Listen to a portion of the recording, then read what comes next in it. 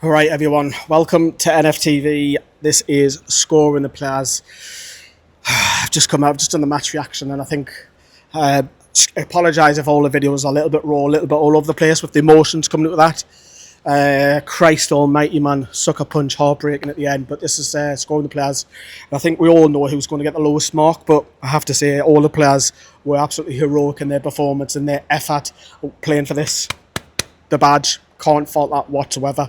Let's begin with Nick Pope. Can't really question too much about the second goal. The first one, he's flat-footed, isn't he? So he's flat-footed from Gravenberch from outside the box. If he's not flat-footed, I think he saves it. I think he saves it. Came for the crosses, fine. I don't know. I really don't know. It's difficult to do this after that raw emotion. 6. I'll go 6. Sorry, I'm just deflated. We'll go to right back here in Trippier. Give the ball away, I think, for their first goals, if I'm not mistaken. Again, I haven't seen any of the replays back, by the way. This is just coming straight out and doing the videos. I don't have the benefit of, obviously, replays like some of you guys might have at home. But, again, I'll probably match that, a 6 for me. Got a couple of crosses in the first half. Look, Newcastle were obviously much better in the first half. But I think even later on in that second half, the last 20 minutes, I think we were the better side. We didn't deserve to lose that, in my opinion. But, yeah, a 6 for Kieran Trippier. I thought he was okay. He's okay. Got beat a couple of times in that first half, trying to get in front of the man with the long ball. Didn't like that. Fabian Schar went off injured very late on. Yeah, a little bit out of position once. Sloppy ball in the first half, out of position once. Didn't have a shock over a game. Again, looking at the goals, none of them were his fault. Again, I'll match that, a 6 for Fabian Schar. Dan Burn, for me, is a contender up there for... do you know what I'll call Dan Hart? Dan Hart. Do you know what I can call Dan Burn the Neat? Braveheart.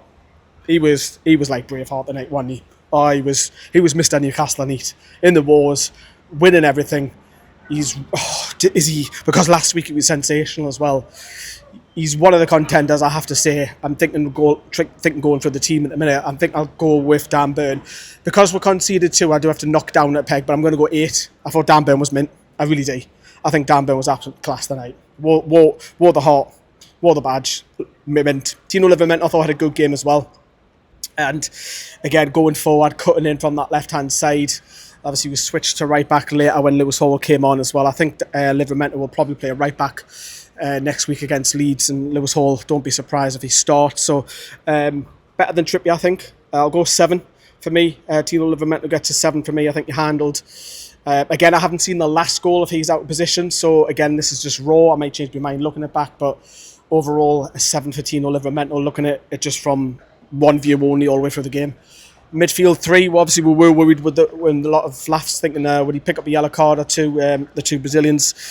Tonali had the shoulder injury. I don't think that's Tonali's best game. I think he did okay in the first half up until the red card, and then we were under a lot of pressure for, well, possession-wise until the second half when we got back. After the hour mark, we started to come back in the game. A 6. I'll go 6 for me. Joe Linton, another one who's went injury. I think it's his leg. Hopefully these injuries aren't too serious. This is why you need a squad depth. Was winning a couple of headers. Brave. I'm not going to call him Braveheart because Dan Burn gets that, but you know where you get of Joe Linton in the wars a couple of times. I'll match that. I'll go 6. A 6 for me. Bruno gets a much bigger, high mark for me. Bruno's another contender for man of the match for me. He gets an 8. I'm pumping him up. Now, watching it live, you might see a different angle of it. You obviously have a lot of replays, so being in the stadium might view it differently, and that's what the beauty of being. And that's the beauty of the comments, the discussions. But I thought Bruno, in particular, second half, started to take the game by the scruff of the neck by himself. He was winning the ball back. He was winning fouls. He was a bit worried when he picked up the yellow. Would he get another one later on? But he didn't.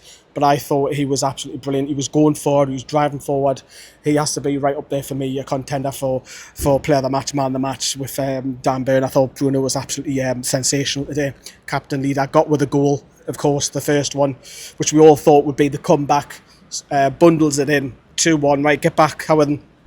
And heroic in defeat, as I say, in the match reaction. So for me, for 8. The two wingers, I'm a tad disappointed by the two wingers, in particular Alanga again. Again, judging it when we had 11 men, Alanga was bright down that right-hand side. You know, he had pace. I'll start with Alanga, as I talked about. Second half, he was moved to almost like a striker role, tucked in a little bit, wasn't he? I just didn't see enough of him on the ball, to be honest with you. I thought he wasn't really in it. I get why he's playing there, because he's got the pace, he can play on the counter if needs be. You can go past players. I totally get why Eddie Howe went with him up top alongside, Barnes won it, let's be honest, later on. But I'll go 6 again for Alanga. Barnes, I will match that as well. I'll go 6 for Harvey Barnes, playing on the left first half. And then moved up front when we desperate to get a goal later in that second half. Again, not enough of them. And I get, look, we've got 10 men. Because I am coming to Anthony Gordon in a minute. Look, we've got 10 men, so it's really difficult. And look, you're probably saying, well, all the lads put the effort in. If this was all scored on playing for the badge, all of those 10 players get 10s, without a shadow of a doubt. But obviously we're basing it on an individual performance. We'll come to Eddie Howe's team performance in a minute. Let's talk about Anthony Gordon, because he's initially, before the red card, I thought he was bright. He's getting a couple of good positions. He had a shot or two.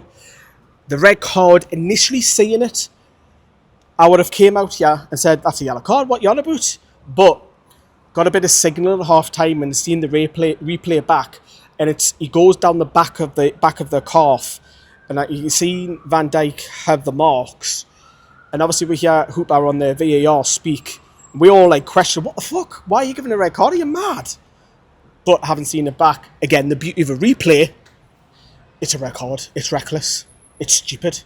And it's not the first time he did it. You missed the cup final doing that when he got the red card against Brighton in the FA Cup last season. Stupidity. Maybe we all call for calm heads. He lost his there. He lost his heat. He possibly cost him a point today, possibly 3 points. Because again, I think Newcastle, in the large spells in this game, were the better side. Because of that, I'm going to score him a 1 out of 10. I have to. He's cost me. He's cost his teammates. We nearly got a point and would have been heroic. In fact, they are heroic, actually. I have to score that right down. It's stupidity. If it was like a mistimed tackle yes, but I think there's a bit of malice in it. I do. But if it was like 2 yellows and all that, I wouldn't score it that low. I have to knock it right down. I have to. I've got to put it right down for me. It's not good enough. It's simply not good enough. You can't be doing that on a football field, because Van Dijk's asking, and then Alisson's asking the assistant referee, and it goes to VAR. And as soon as it gets to VAR, 9 times out of 10, the referee gives it. So 1 out of 10 for me, for Anthony Gordon. Poor. Let everyone down today. And look, I'm not going to put it past him, because now he's going to have a 3-game ban. So who's going to play up top? Well, it could be Willisula. I don't know if I'm going to do these subs in order, We'll start with Willisula. I'm not going to do the subs in order because I can't remember them in order. Willisula gets the goal. The striker's on the bench. Get him on the pitch. What does he do? Makes use of himself. Flicks it on when the ball's long. He doesn't know too much about it, I don't think. But he scores. Game on. What else do you ask your striker to do? Starts next week for me. He has to start. You've got to give the lad confidence. He's just come off the bench and nearly won you a point. If you put him back on the bench, what does that tell you about the squad? He has to start against Leeds next week. Willisula, because of that, because he got the goal, do I go over the top? He's not man of the match. I'll give him a 7. A 7 out of 10 for me for Willisula. Louis Miley, I think he was the first one, and I'm not doing this in order. Came on for Tonali. Didn't see him enough in the game for me. 6 for Lewis Miley. I was surprised Eddie Howe went with Miley first, not Jacob Ramsey. Ramsey came on down that left channel and left midfield. We're a little bit bright. I'm looking forward to seeing him play more often, I feel, because I think he'll give you a lot of energy, especially if we've got the injuries now to the Tonali and Joe Linton. But I'll match that. I'll go 6. I'm trying to think who else played, to be honest. I know there's a few subs as well. My mind's just Arlo. Lewis Hall, great option. Move Tino over to right back. Lewis Hall, again, I'll match that. I'll go 6. It's fantastic seeing back. Obviously, I watched him at the under 21s last week, full 90 there. I think he'll start against Leeds, so I'll match that with a 6. I don't think there's any more subs. If there is, there'll be a graphic here with the score. Eddie Howe, then, I can't fault him. it's really difficult to come out here and question Eddie Howe. You might say, oh, well, you've got to put Sula on earlier, and, you know, Langai wasn't great, or Barnes wasn't great, or whatever. But the commitment and the passion that the lads showed Eddie Howe, the stadium, which was fucking electric, and all the fans across the world, I can't fault them. I really can't. We're heroic in defeat. The heroes out there. Ambulance, per usual, doing videos. Obviously, we got beat, but I don't feel we get beat without that red card. You can't blame that on Eddie Howe. You really can't blame that on Eddie Howe. What do we score him here like? Because if we base that performance, you have to go high. You have to. And considering we had 10 men and we looked the better side, I've got to go 9 out of 10. I know that sounds fucking mental saying that when you've just come off a defeat, but you can't question the lads' performance the other night. All of them were absolutely sensational for me, except from one individual. All heroic, all brilliant. Oh, it's just devastating, isn't it? Imagine giving them the manager and the team that score that high and you get beat. Because I thought they were all class, they absolutely all class. So there you go, everyone. Drop us a like. We've had the live, we've had the match reaction, we've had this video, we've had the vlog coming, we've got the last word in the morning. My word. Incredible performance by the lads. Devastating way we ended it, though. But yeah, we'll see you very soon here on Newcastle Fans TV.